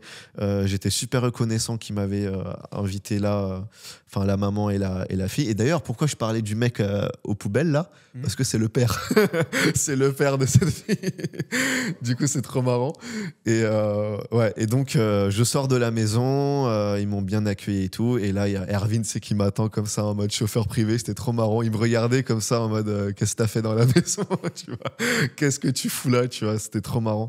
Et donc voilà, on est reparti et vers 21h 22h on est arrivé au chalet et là il y a tout le monde qui m'attendait, enfin tout le monde avait compris l'histoire un peu de Marc qui a fait 30 km à pied. Ils m'ont dit ouais c'est toi le mec qui a fait 30 km à pied et tout. Je dis ouais c'est moi. Et donc voilà, c'était trop marrant et je trouve que c'était une super manière de commencer le stage au final parce que tu rentres directement dans le dur et j'étais déjà prêt à toute éventualité d'inconfort. Et donc la question à la base c'était qu'est-ce que ça t'a apporté? Comment tu t'es senti? Non, mais attends, on ouvre quand même une parenthèse sur cette histoire, mec. Ouais. Elle est fabuleuse. Il y a une leçon qui est quand même monstrueuse. C'est déjà, t'as vécu en une seule aventure plus que bien des personnes en plusieurs années. Ouais. Pourquoi? Parce que t'as juste osé genre faire quelque chose. Tu te dis non, ok, je vais couper tous les ponts, tu vois. Je vais couler tous les vaisseaux. Et je vais aller faire ces putains de 30 km. Et tout ce qui t'est arrivé, mec, c'est absolument monstrueux. Comme quoi, quand tu t'engages dans l'aventure, tu le penses pas à ce moment-là. Parce que comment je vais arriver là-haut? Ok, point A, point B. Mais en fait, une histoire, c'est jamais comme ça. Une histoire, c'est... Il y a plein de petites péripéties, il y a plein de choses. Et en fait, les rencontres que tu as fait sur le chemin. Et là, on part juste d'une soirée. Imagine si, en fait, tous les jours, tu abordes la vie de cette manière-là. Genre, quelle aventure peut m'arriver aujourd'hui? Ah ben, je sais pas. Mais en fait, je vais faire comme si je vivais comme un aventurier. Et c'est exactement comme tu t'es présenté. Je suis un aventurier qui va faire un stage dans la montagne, un stage Wim Hof. Et c'est tout. Et tu l'as vécu l'aventure. Une soirée là. Et on va même pas parler du stage parce qu'à ce niveau-là, là, je pense qu'on est... le stage, c'était n'importe quoi. J'adore la leçon. Et parce qu'en fait, il y a plein de gens qui se disent ouais, mais comment je peux réussir à faire ça? Tu sais, il y a plein de gens qui hésitent sur leur projet. Mais en fait, mets-toi en chemin, engage-toi à le faire et les solutions, elles vont venir. Les circonstances, les personnes, les situations que genre t'aurais jamais imaginé et que aucun humain n'aurait imaginé, parce que tu dis mais comment une telle éventualité peut arriver à ce moment-là pour me servir? Tu sais pas. Mais non, parce que tu t'es pas mis en chemin. C'est quand tu es sur le chemin que tu le vois. Et surtout, quand tu l'as jamais fait, tu te rends pas compte que c'est possible. Bien sûr. Qu'il puisse y avoir des opportunités comme ça. La réalité, c'est que dès que tu te mets dans le mode aventure, moi j'appelle ça le mode aventure, dès que tu te mets dans cet état d'esprit de vas-y, pour moi, le mieux pour se mettre dans ce mode aventure, c'est de vraiment s'organiser. C'est-à-dire que ok, là, je l'ai fait entre guillemets à l'improviste, mais je savais que là, il y avait un événement, le stage Wim Hof. Mais tu vois, je pense que le mieux pour créer cette énergie, c'est vraiment de se mettre en mode. T'es avec un sac à dos, t'as plus rien à perdre et t'y vas. Tu te dis, vas-y, là, c'est le mode aventure. J'ai pas le droit de, je sais pas, par exemple, utiliser de l'argent. Et donc, t'es obligé de rencontrer des gens et de parler à des gens, tu vois. Parce que si tu te dis, vas-y, je garde ma carte bleue, je peux payer ce que je veux et tout, bah, c'est plus facile et t'as pas ce truc de t'as pas le choix. Alors que si vraiment tu te mets en mode sac à dos, t'as plus rien, là, t'as pas le choix et tu dois y aller, en fait. Là, par exemple, ce truc-là, je pense que je sais pas, des gens qui n'ont jamais fait ce genre ou qui n'ont pas le même état d'esprit, je sais pas comment ils auraient réagi au moment où il y a eu la pluie, parce que là j'étais dans la merde, hein, vraiment, j'étais dans la merde. Si je n'agissais pas, j'aurais pu pas mourir, mais franchement c'était dangereux ce que j'ai fait. Mais j'en suis très fier d'ailleurs. Jeu, ça c'est certain. Ouais, ça c'était très dangereux, mais j'étais très content de l'avoir fait. Mais entre guillemets, j'ai quand même pris mes mesures, tu vois, avant de le faire. Mais bon, dans tous les cas, c'était super dangereux. Mais je me dis, ok, à ce moment-là, quelqu'un qui n'a pas le même état d'esprit, qu'est-ce qu'il aurait fait? Est-ce qu'il aurait retoqué à la porte de cette fille? Ou est-ce que déjà, il aurait toqué pour avoir de l'eau déjà? Est-ce qu'il l'aurait fait, tu vois? Mais je me dis, là, j'avais pas le choix de toquer à la porte de Elodie. C'était ma seule option, littéralement. Donc là, c'est pas moi qui ai décidé, c'est l'univers qui m'a dit, là mon gars, si tu le fais pas, t'es mort. Donc là, c'était mon instinct primitif. Donc au final, si tu te mets dans le mode primitif, là, t'as plus le choix. Là, tu crées des événements aléatoires et complètement incroyables. Donc pour moi, c'est vraiment se mettre dans le mode aventure. Tu sais, tu appuies sur le bouton là, on-off là.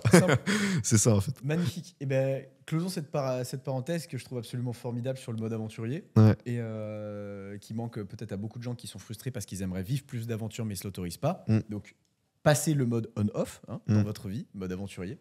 Et aussi, la question autour de tout ça, c'était en fait, qu'est-ce que cette aventure et toutes les autres qui ont suivi par rapport au froid t'ont amené à vouloir découvrir ou déjà à obtenir dans ta vie? Bah, moi, je pense que ce que ça m'a fait obtenir, toutes les expériences que j'ai fait, que ce soit au niveau de l'entrepreneuriat ou alors ce genre d'événement, ce genre de challenge au niveau du froid, c'est un pic de confiance en soi. En fait, je pense que la confiance en soi, t'en as pas besoin pour faire des choses. Tu peux très bien aborder quelqu'un qui te fait peur sans avoir confiance en toi. On est bien d'accord. Mais la confiance en toi te fait faciliter tes actions. Ça, c'est sûr. Et en fait, là, la confiance, elle a monté parce que je considère que la confiance que tu acquiers, bah, tu l'as grâce à des actions que tu as mis en place avant ou alors des réussites. Tu vois, tu fais une réussite, tu augmentes ta confiance en toi. Tu fais une autre action, je sais pas. Là, le truc de l'aventure, ça m'a donné confiance en moi sur le fait que je pouvais faire des aventures. Le truc de devenir monteur et gagner de l'argent avec, ça m'a donné confiance en moi sur ma capacité à gagner de l'argent sur Internet. Tu vois, en fait, c'est déjà de la confiance en soi, supprimer des croyances limitantes que j'avais et surtout, bah, vivre la vie plus intensément et kiffer, en fait, tout simplement. Et justement, la leçon de l'histoire qui est que c'est dans l'inconfort que tu vis une vie meilleure, en fait, que tu as le plus de bonheur, que c'est beaucoup plus intense et que je pense que c'est là qu'on devrait tous se diriger, quoi. Peu importe votre domaine d'activité, peu importe votre âge, si on se met dans l'inconfort, en fait, ça donne tout de suite un sens à sa vie parce que quand tu te mets dans l'inconfort, t'as tout de suite, je sais pas quel inconfort tu veux expérimenter. Ça peut être aller dans le froid ou alors parler à une fille dans la rue qui te fait peur. Dans tous les cas, dès que tu l'auras fait, tu auras un pic d'adrénaline. Et en fait, ce pic d'adrénaline, il te fait croire que t'es dans un putain de film et qu'il se passe des trucs dans ta vie, tu vois. Et c'est la seule manière de sentir cette énergie de il se passe un truc dans ta vie, tu vois. Parce que si t'es chez toi, tu fais rien, tu regardes Netflix. Évidemment que tu n'as pas ce sentiment qu'il se passe un truc. Mais si tu te mets dans le dur et que tu fais un truc qui te fait peur, là, c'est sûr, tu vas sentir, bon, ça fait mal, ça fait souffrir, mais après, même dans la souffrance, tu peux vraiment kiffer. Et le mieux aussi, c'est de le faire avec des amis. Si tu veux le faire tout seul, tu peux. Mais moi, je conseille de d'abord le faire avec des gens que tu connais, parce que ça aide beaucoup à chaque fois de le faire avec des gens. Et ensuite, si tu peux, fais-le tout seul. Parce que quand tu le fais tout seul, en fait, t'as encore plus l'impression d'être dans un film et que t'es le personnage de ton histoire. Donc, c'est trop cool. Voilà. Ah, mais mec, magnifique. Ouais. Absolument magnifique. Je trouve que tu as très très bien résumé le concept autour justement de vivre sa vie en tant soit que spectateur, soit acteur de sa vie. Le mode aventurier, en fait, tu l'as facilement résumé comme quand tu es chez toi, que tu regardes Netflix dans ton canapé, c'est sûr que tu peux pas ressentir grand-chose, tu vois. Ce qui pourrait être simulé, c'est quoi ? C'est de bouffer gras, c'est de bouffer sucré, c'est d'aller chercher de la dopamine facile ou alors de scroller pendant des heures parce que c'est la seule chose qui t'apporterait quelque chose de différent par rapport à ta situation initiale. T'es pas stimulé du tout. Alors que quand tu te mets en mouvement, quand tu te mets dans la nature, quand tu te mets dans l'inconfort, que ce soit avec des amis, parce que c'est super plaisant à partager, peut-être que parfois tu n'apprends pas autant que quand tu es seul, effectivement, tu passes à ce moment-là, et comme tu le dis en plus seul, tu as l'impression que tout tourne autour de toi. Mais parce que c'est vrai, tu vis ta vie en tant qu'acteur de ta vie. Et un acteur, c'est le centre de l'attention en fait dans un film. Il peut y avoir d'autres prétendants, d'autres acteurs, mais dans tous les cas, tu ne rencontreras que des acteurs si tu joues acteur de ta vie. Si tu joues spectateur de ta vie, tu seras entouré de gens qui sont spectateurs. C'est ça. Mais c'est un concept qui nous dépasse en fait. Au-delà de l'inconfort, effectivement, ça peut faire souffrir de sortir de sa zone de confort. Mais il faut se rappeler une chose, comme tu l'as dit, c'est que quand tu es dans ton confort, il ne se passera rien d'autre que ce que tu es déjà habitué à avoir. Et tu ne seras personne d'autre que ce que tu es déjà. Exactement. Parce que tu es dans une zone qui est câblée, qui est capée par cette zone d'inconfort, cette zone de découverte. Avant d'arriver dans l'inconfort pur, ce que je veux dire, c'est qu'il faut quand même nuancer. T'es pas obligé, si là t'es dans ton canapé Netflix, de sauter dans un bain glacé ou d'aller tout de suite parler à l'inconnu parce que ça te fait peur. Non, c'est peut-être trop loin, c'est peut-être la 100e action.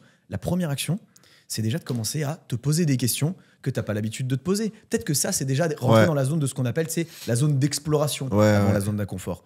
Parce que petite question, petite réponse, grande question, grande réponse. Si tu te poses la question tous les soirs, tiens, qu'est-ce que je peux pouvoir commander sur Uber Eats plutôt que est-ce que je me sens bien dans ma vie, tu vois ? Est-ce que ce que je fais au quotidien, ça a un sens ? Et si j'avais déjà 100 millions d'euros sur mon compte en banque, qu'est-ce que je ferais ? Mais ça, c'est aussi de l'inconfort. C'est de l'inconfort aussi, tu vois ? C'est peut-être de l'inconfort plus facile, parce que c'est peut-être la première, deuxième, troisième étape, en tout cas sur l'échelle de l'inconfort, plutôt que direct passer de je brûle tous les vaisseaux, tout moyen de retour en arrière possible, et je vais me geler le cul dans l'eau froide. C'est peut-être déjà un peu haut pour certaines personnes qui sont dans un excès de confort. Mais juste faire des choses inconfortables tous les jours. Ça peut même être, moi je savais que j'avais commencé par ça, lever la main en cours. Ouais, mais pareil, lever la main en cours, la même chose que toi. Ah mais tétanisé par la peur, fais-le. C'est quoi, juste lève la main, tu te rendras compte que... C'est à quel âge que tu as commencé à le faire ? Je savais que j'étais déjà un petit peu différent des autres, tu vois. Je perturbais tout le temps le cours, je faisais le con, j'étais tout le temps puni. Mec, on m'a dit, Maxime, tu finiras soit éboueur dans ta vie, soit tout ce que tu feras n'aura aucun sens parce que t'es un futur raté. Je dis, ok, super. Et du coup, par contre, j'étais confortable dans le sens où j'étais d'être le centre d'attention, étant donné que je l'avais pas dans d'autres domaines de ma vie. Je savais que c'était un moyen d'obtenir ce que j'avais pas à côté. Et en fait, bref.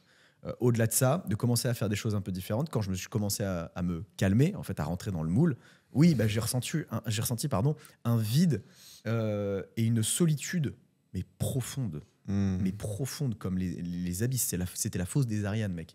Et à ce moment-là, j'étais effectivement timide. Je me pensais timide. Tu vois, pour moi, c'était juste que... bref, c'était mes croyances limitantes qui me limitaient à ça. Ouais, c'est une croyance d'être timide. Hein, c'est comme avoir confiance en soi. Je pense que c'est pas on a confiance en soi ou on n'a pas confiance en soi. C'est que tu as confiance dans ta capacité à faire quelque chose dans des domaines de ta vie ou pas. Il y a des gens, ils sont super confiants dans, je sais pas, leur capacité à lire des livres. Tiens, tu vois, moi, lire des livres, ça me saoule. Maintenant, j'ai appris à le faire parce qu'en fait, tu te rends compte que la richesse de ce que tu apprends en lecture, c'est monstrueux. Mais l'école, si elle t'apprend à lire, elle ne t'apprend pas à aimer la lecture. Il y a des gens qui sont confortables à lire, à bouffer des livres. Ma copine, elle bouffe un livre en 2 jours, de 500 ou de 1000 pages. Je ne sais pas comment elle fait. Elle adore ça. Elle est confiante dans sa capacité à dévorer des livres. Mais elle n'est pas confiante dans sa capacité. Et parce qu'elle connaît son sujet, c'est normal. Si tu connais ton sujet, tu es forcément confiant. Confiant, exactement. Par contre, se jeter le cul dans l'eau glacée, on n'est pas sur le même niveau. Mais tu n'es pas obligé d'être confiant pour le faire. Exactement. Mais confiant déjà dans, peut-être ne serait-ce qu'oser. Donc bref, pour revenir sur le timide ou pas, introverti ou pas, le plus important, et je sais plus ce que je disais à ce niveau-là, oui si, c'est qu'en fait tu te crées une bulle où après tu t'emprisonnes dans la solitude et Et le seul moyen d'en sortir, c'est juste d'oser prendre une petite aiguille et d'oser péter cette bulle pour juste en sortir. Genre lever la main en cours. Aller parler à un inconnu. Tu sais, ce pote ou cette pote dans ta classe à qui tu n'as jamais parlé. Tu vas lui poser une question. Cette personne qui t'harcèle, bon là c'est peut-être le niveau au-dessus. Mais plutôt que de subir constamment. Mets-lui un coup dans les couilles. Ouais, mets-lui un coup dans les couilles. Ou tu sais quoi, fais-le sentir mal à l'aise comme il te fait sentir mal à l'aise. La prochaine fois qu'il vient te donner un coup, bah, tends l'autre joue. Tu dis, bah, vas-y, mon pote, donne, tu vois, pour voir. Moi, c'était ma stratégie. Ça a été en fait d'accepter totalement l'inconfort lié aux autres et au harcèlement. Et en fait, ça paraît totalement contre-intuitif. Mais quand tu leur donnes plus que ce qu'ils veulent, genre, ce qu'ils veulent, en fait, au final, c'est déjà. Ces gars-là, bon, peut-être que c'est un sujet qui n'est pas forcément hyper pertinent, mais non, vas-y, c'est intéressant. Un bourreau, c'est toujours une ancienne victime. Ouais. Tu vois. Et les mecs qui te harcèlent, c'est toujours des mecs qui se font harceler à côté ou qui ont des gros problèmes familiaux. Ouais, souvent les problèmes familiaux, ça revient toujours. Exactement. Et donc toi, bah, ça ancre chez toi et tu le fais la même à ton niveau, tu vois. Ton daron qui a passé une très mauvaise journée, il va aller s'en prendre à maman. Maman qui vient de se prendre la gueule avec papa, elle va s'en prendre à toi. Toi, tu vas faire quoi? Tu vas taper ton doudou derrière. C'est un peu le schéma un peu grossier, mais en gros, c'est globalement comme ça. Donc j'ai compris que ces gens-là, ils étaient plus en souffrance que moi. Donc qu'est-ce qu'il y a? Et comment tu l'as compris ça? Au bout d'un moment, en fait, quand t'es tout seul à réfléchir, tu commences à te poser des questions à différentes des ans. Et je pense que j'avais aussi une envie de sortir des schémas traditionnels. Un peu comme toi, un peu têtu. En mode, je pense que la vie, elle fonctionne pas comme on attend qu'elle soit pour toi. Genre, tu vois, sortir du schéma traditionnel, hein, globalement, c'est avoir l'école, un bon job, bosser pendant 42 ans, voire plus, parce que nous, à notre âge, si on escomptait avoir la retraite, c'est peut-être une illusion. Pour ensuite profiter des meilleures années de ta vie, alors que il te reste juste plus beaucoup de temps et tu as déjà perdu ta santé à te bousiller dans ton job. Je me suis dit, moi, si c'est ça la vie, je préfère y mettre fin maintenant. Je me suis dit, ok, je vois les choses différemment. J'ai vu la souffrance chez les gens, pardon, et répondre par la violence, c'est répondre par une forme de souffrance, tu vois. Donc en fait, je me suis dit, bah, le seul moyen de répondre positivement à ces gens-là, c'est répondre à l'opposé de ce qu'ils vivent toujours, c'est-à-dire la bienveillance. Et j'ai découvert, alors ça a été très dur, ça fait des années que je le cultive, c'est cultiver la bienveillance plutôt que la souffrance, plutôt que l'arrogance, plutôt que la colère. Et en fait, tu te rends compte que l'amour a réponse à tout. Alors ça peut paraître un peu hippie dit comme ça, mais mec, en fait, quand tu es dans l'amour dans tout ce que tu fais, quand tu mets de l'amour dans ta passion, les gens te suivent. Si j'ai réuni 180 000 personnes à l'heure actuelle, je pense qu'il y a zéro hasard. C'est parce que j'étais passionné et que j'y mettais le cœur, que j'avais un feu grégeois à l'intérieur de moi qui me permettait de créer tout ce que j'ai créé. Et que comme les gens le ressentent, ils se disent « je veux exactement ce même feu ». Alors, tu fais quoi quand tu veux du feu? Bah, tu te rapproches du feu, tu vas pour en avoir. Normal. Par contre, si tu fais tout, si tu crées dans la... Il y a beaucoup de gens qui disent « ouais, moi, je veux créer tout ça parce que je veux pas louper cette opportunité, tout ça ». En fait, tu es dans la peur de perdre quelque chose. Tu es dans l'insécurité. Si tu crées avec la peur, si tu crées avec l'insécurité, si tu crées avec le manque, qu'est-ce qui va t'apporter? Moi, je pense que ça ne peut que t'apporter ce que tu as déjà. Par contre, c'est comme l'alcool, tu vois. L'alcool ou l'argent, ça amplifie, ça exacerbe ce que tu as déjà. On n'a pas l'alcool mauvais ou l'alcool bon. Non, ça fait juste ressortir ce qui est à l'intérieur de toi. Si tu deviens un connard parce que tu te mets à gagner de l'argent, c'est qu'au fond, bah, tu étais déjà un peu. Oui, c'est ça, c'est comme l'argent, c'est un amplificateur de ce que tu es déjà. Donc l'argent fait pas le bonheur, on est d'accord. Pour autant, si tu dis bah, l'argent fait pas le bonheur, je veux le bonheur, donc je veux pas d'argent, faut pas réfléchir comme ça du tout. Faut te dire que si tu as déjà du bonheur, l'argent va l'amplifier. Parce que le bonheur, bah, ça paye pas les hôpitaux, ça rembourse pas les factures. Bien sûr. Non. Par contre, tout ce que tu as déjà, si tu capitalises là-dessus, et qu'à côté tu développes, donc tu développes un confort financier, tu développes une sécurité, tu développes un cadre où tu es dans l'amour de tes proches, d'une personne qui partage ta vie, ça l'amplifie, mais fois 1 milliard. Être bien à deux, là on diverge totalement, c'est un autre sujet. Non, être bien à deux, c'est avant tout être bien seul. Tu vois, rencontrer la bonne personne, c'est devenir la bonne personne. Encore une fois, et c'est ça qui est drôle, c'est que moi, le froid, ça m'a aussi appris, via l'inconfort physique, à arrêter de chercher à l'extérieur et à me recentrer à l'intérieur. D'accord. Genre, être individualiste. Mais individualiste dans le bon sens du terme, dans le sens, ce que je me donne, ça me permet de mieux le donner aux autres. Aujourd'hui, bien sûr, tu te concentres sur toi pour ensuite donner aux autres. Mais c'est purement égoïste en soi. Sauf que c'est une forme de générosité. Mais ça paraît logique. Juste, il va nous rester 5 minutes. Moi, j'ai juste une dernière question. Ce serait, mec, si tu devais résumer, ce serait quoi la recette du bonheur? Waouh, c'est monstrueux. Alors, Moi, j'ai ma recette. En réussissant à créer un lien avec justement la méthode Wim Hof, quoi. Ouais, Le froid et tout, quoi. C'est quoi, je pense qu'on y était là quelque part. Ouais. C'est drôle qu'il nous reste 5 minutes sur ce podcast parce que je pense que c'est. Ouais, justement, on était presque là-dedans, quoi. Ouais, c'est en fait la recette pour moi du bonheur.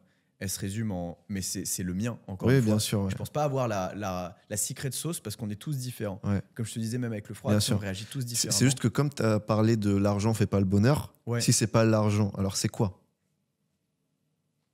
C'est revenir à l'intérieur, mec. C'est se développer soi-même. C'est, pour une fois, arrêter de te dire que être égoïste, c'est mal. C'est honnêtement capitaliser sur toi. Parce qu'en fait, t'as un crash d'avion. La première personne à qui tu dois mettre le masque d'oxygène, c'est toi si tu veux aider les autres. Aujourd'hui, il y a plein de gens qui se disent « Oui, mais moi, je pense que être égoïste, c'est mal dans cette société-là. » Oui, mais ça dépend comment tu te sers en tant qu'égoïste. Si effectivement, tu te sers avant les autres dans un but parce que tu penses que tu vas manquer ou parce que les autres vont te le voler ou un truc comme ça, c'est pas du bon égoïsme. Non, moi, je te parle d'égoïsme éclairé. C'est-à-dire d'être généreux avec les autres, ça te revient au quintuple en fait. Moi, tout ce que je donne, mec, je donne sans compter. Parce que je me dis, ce que je donne avec amour, et non pas dans le but de recevoir, et c'est ça qui est assez... la nuance est mince. Ouais, c'est subtil. Je me dis, je le donne de manière inconditionnelle. Genre, il y a 0 condition. Je te donne tout ce que tu veux. Mon temps, mon énergie.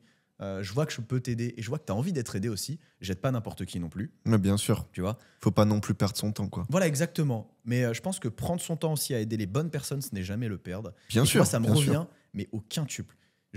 Depuis que j'ai adopté cette attitude de moi, je me concentre sur moi-même, sur mon propre développement. Je fais ce qui me fait du bien. Comme je me sens bien, j'ai plus d'énergie, j'ai plus de force, plus de connaissances, plus d'expérience, plus de tout. Tout ça, je peux le partager. Et plus je le partage à un plus grand nombre, plus mon impact dans le monde grandit, plus ça me revient au quintuple. Je pense que la recette du bonheur, mec, c'est d'aller, avant d'aller chercher à l'extérieur, de le développer à l'intérieur. Et après, ça explose. Ta recette à toi, personnellement à toi, c'est de mettre du bonheur dans tous les humains, quoi. Dans tout ce que tu fais et d'en voir le bonheur aussi dans tout ce que tu fais. Tu vois. C'est de faire ce qui te fait plaisir avant tout et évidemment trouver le plaisir partout. Parce que l'inconfort en tant que tel, qui a envie d'y aller? Non, mais si tu arrives à, pour moi, développer et trouver plutôt du confort dans l'inconfort, celui qui trouve du confort dans l'inconfort peut être confortable partout. Et quand tu es confortable partout, bah, tu te sens bien. Quand tu te sens bien, bah, tu peux le donner, tu es heureux. Pour moi, c'est ça. Mais après, ça revient à 4 termes qui reviennent beaucoup dans ma vie, mais ça dépend des gens, encore une fois. Pour moi, c'est revenir à la simplicité aussi. Parce que si tu arrives à avoir le bonheur partout, c'est pas dans t'acheter le dernier iPhone que tu vas trouver le bonheur. Non, ça, c'est du bonheur hédoniste. Ça finit par s'estomper. Dans 3 mois, tu l'as oublié ton téléphone et tu veux le suivant. Non, tu seras jamais heureux comme ça. Donc, on est des éternels insatisfaits, donc forcément... Exactement. Ça peut être avoir un échange aussi constructif qu'on a là. Moi, je me sens hyper heureux quand on est comme ça. Ça peut être boire un café, ça peut être n'importe quoi. Tu trouves le bonheur partout. Dans la simplicité. Dans la nature, parce que pour moi, la nature, elle est vraie. Elle est impitoyable, mais juste. Tu vois. Et pour moi, revenir à la nature, c'est une forme ça, c'est intéressant. Elle est impitoyable, mais juste. Pour moi, c'est la liberté aussi. Parce qu'évidemment, est-ce qu'on est vraiment libre si on est esclave de ses pulsions? Et aujourd'hui, en étant addict au sucre et à plein de formes de dopamine facile, on n'est pas libre. Même, on pourrait dire à travers le job, à travers tout, on ne l'est pas. Rien que le téléphone, on est des esclaves de notre téléphone. Exactement. Donc sortir de ça et tu vois, aller en nature et revenir à la simplicité, boum, ça va de cul et chemise avec passer moins de temps sur le téléphone. Et la dernière chose, c'est, tu l'as déjà dit, c'est l'aventure, mec. Il n'y a que passer en mode aventurier dans ta vie qui te permettra de vivre des choses que tu escomptais même pas, que tu n'aurais même pas imaginé. Pour te dire, hein, moi, tous les moments d'aventure que j'ai kiffé, il n'y avait pas de moment où j'avais de l'argent. J'avais pas d'argent. On était littéralement dans la pauvreté, entre guillemets. Enfin, c'est un grand mot, hein, pauvreté. Mais d'ailleurs, bon, c'est un... Oh putain, il est 30, j'ai trop de trucs à dire. Ça allait partir bon, bref, tout ce que je voulais dire, c'est que tous les moments d'aventure, ils étaient incroyables et qu'on n'avait pas forcément d'argent pour les vivre. Et pourtant, c'était les meilleurs, quoi. Moi, d'ailleurs, c'est ce que je disais à quelqu'un là récemment. Je préfère avoir tous mes potes autour d'un feu, qu'on fasse des putains de grillades dans la nature, dans je sais pas quel endroit là, perdu dans le monde, et kiffer la life, qu'avoir une villa et être tout seul. Vraiment, ça n'a aucun sens, ça sert à rien. Enfin, donc voilà, bref. Les amis, merci beaucoup à Maxime pour d'être là, d'avoir... J'arrive pas à parler, il y a trop d'émotions, il y a trop de trucs. Franchement, je pense que les gens ont compris je pense que les gens ont compris ce qu'on essayait d'apporter. Et même au-delà de simplement parler du froid, c'est une vraie leçon de vie, c'est un vrai art de vivre qui tourne autour de ça. Et on a encore plein de choses à partager, je suis sûr. plein de nouvelles aventures. Mec, déjà, Si les gens veulent un épisode 2, qu'ils le mettent dans les commentaires. carrément. Moi, personnellement, j'aimerais bien avoir un épisode 2. Après, c'est toi qui je remonte de choisis. temps en temps à Paris. Ou alors, écoute, moi, ce que je te propose, c'est que tu viens passes en à la Andorre. montagne et... Ah, ou alors je viens en Andorre. Mais si Viens tu en passes à Andorre. la montagne, Ouais. moi, je te fais une petite interview dans un bain froid. Alors là, avec plaisir. Bah, l'invitation Avec- est posée. avec Dans tous les grand cas, je te plaisir. remercie déjà pour cette invitation aujourd'hui. Ouais. J'ai particulièrement apprécié. Et est-ce que tu aurais un dernier mot pour la fin? Bah, on va reprendre les termes de Wim Hof, hein, vu qu'on est dans le thème. Happy, healthy and strong. Et surtout, prenez soin de votre inconfort. Merci Marc. Yeah, man.